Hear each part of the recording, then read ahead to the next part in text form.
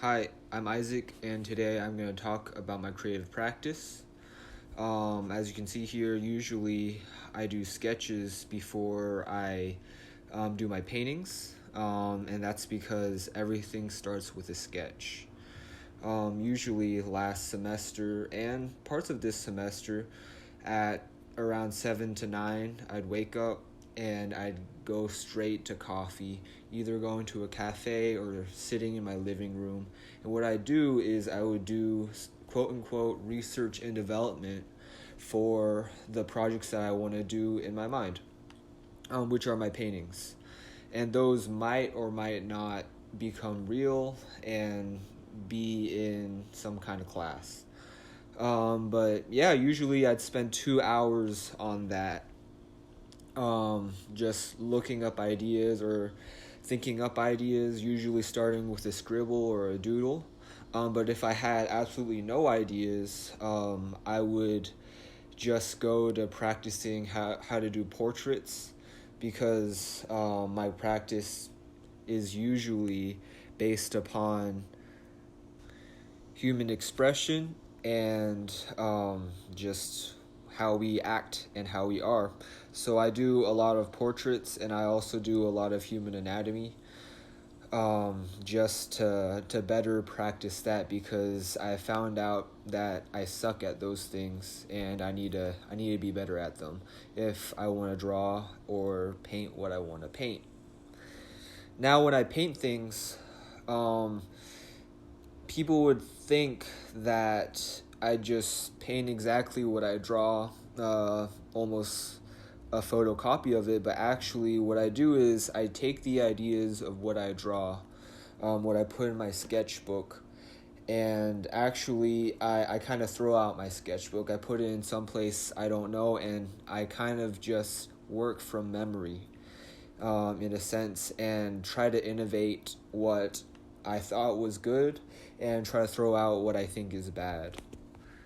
That way I could improvise or innovate however I wanted without being controlled by my sketchbook or my own ideas.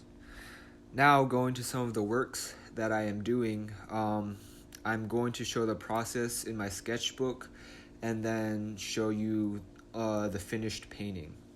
So first off is this painting of a screaming person.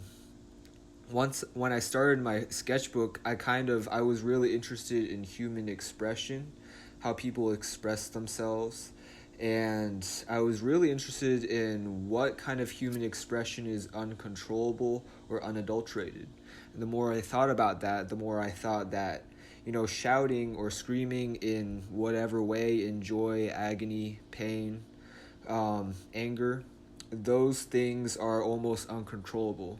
They're almost, to me, a shout was a way to express something that words cannot describe. It was something more primal and more guttural and something more true, to yourself, at least at that moment. So I knew that, in a way to express something you can't describe with words, would lead me on to a more abstract route. So I played around with that and tried to think of different ways to make things more abstract. Something that would seem realistic, but also would leave a bit to the imagination. The next painting that I did was focused more on what motivates us, what makes us want more. Why do we strive for power? Why do we strive for greatness? Why do we go to great length and depths to reach our goals? And I played around with a lot of ideas, one of them being Damocles' sword, and a king on a throne.